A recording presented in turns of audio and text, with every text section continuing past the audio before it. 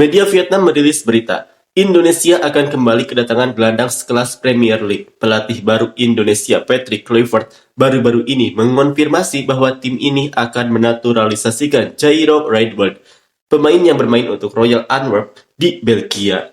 Jairo dihargai hampir 3 juta euro, bermain untuk Crystal Palace dari 2017 hingga musim panas 2024 dan dapat bermain di banyak posisi bertahan.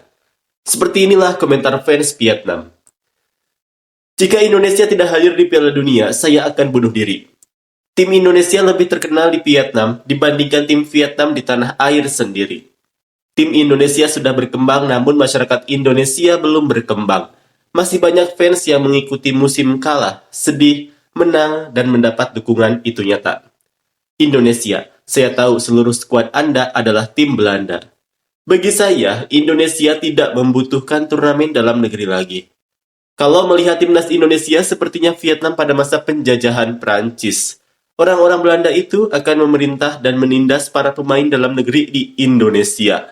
Vietnam bisa mengalahkan Prancis untuk lepas dari rezim yang berkuasa dan Indonesia memasang rantai di leher mereka selamanya dan tidak bisa melepaskannya. Banyak dari Anda yang iri pada mereka. Betapapun besarnya keinginan kita untuk melakukan sesuatu di Vietnam, kita tidak bisa melakukan hal seperti mereka. Mereka hanya mengimpor orang-orang dari ras campuran yang nenek moyangnya adalah orang Indonesia. Di Vietnam, pemain dari ras campuran sangat sedikit, apalagi yang memiliki kekayaan lebih dari itu puluhan juta dolar. Bersaing untuk turnamen tersebut, juara top Eropa seperti Indonesia, pergi saja ke Piala Dunia dan bergembiralah. Jika Vietnam bisa pergi ke Piala Dunia dengan cara ini, tidak ada yang akan mendukungnya.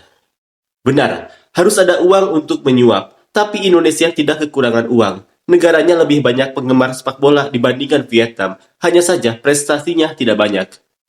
Mengajak 20 orang Belanda bermain di Piala Dunia rasanya gemilang, sementara beberapa pemain domestik ada yang duduk di bangku cadangan, ada yang tidak dipanggil, semakin tinggi mendaki semakin sakit terjatuh.